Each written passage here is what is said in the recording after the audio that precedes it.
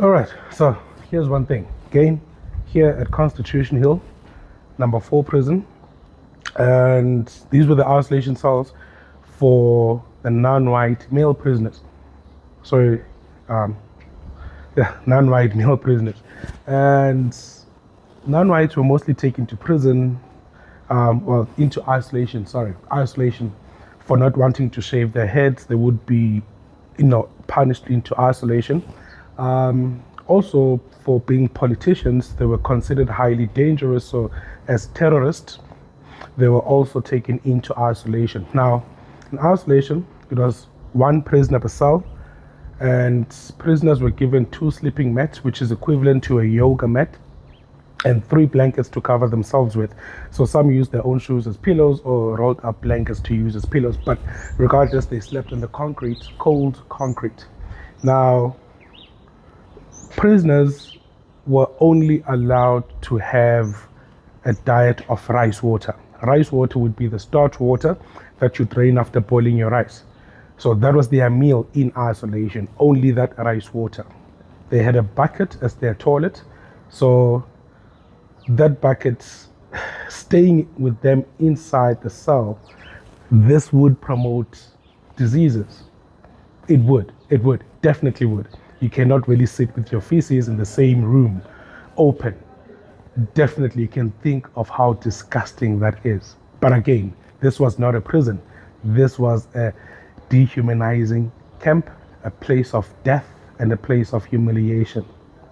Now, being put in isolation, some were detained in here for 3 months. 3 months was, on average. And then you'll find that the maximum was supposed to be 30 days. Some were also detained for over 12 months. Obviously, there were those who never survived because they lacked nutrition. However, you also find that there were those who were considered mentally, or those you would consider mentally ill, were also considered disrespectful or disobedient, and they would be detained in one of these cells. First, what would happen is if you became mentally ill in isolation, you were considered disobedient. You were taken out of the cell, stripped naked, and then taken to the cell with the gate. The gate was always closed and locked, and the door was always kept open. Now, every hour, the prisoner would be hosed down with cold water. Some cases, for those who were considered to be rebellious or resistant, officials would take buckets and they would throw them onto the prisoner. These are buckets with feces, mind you. Prisoners would be kept in here for countless days under those conditions. Many never survived. Today, this specific cell is known as the most haunted cell in this prison. So, these were the isolation cells. Now, another thing is prisoners were kept in isolation for 23 hours in the cell and then 1 hour to exercise on the space provided over here. This was the space provided to exercise. So you can imagine 1 hour, you don't have anything inside the cells as well, so you do become mentally ill. You're not allowed to speak amongst each other because some of you are politicians, so you might want to overthrow the government at some point. It's a lot. It's the injustice of the past. So here's one thing. Imagine you being in isolation,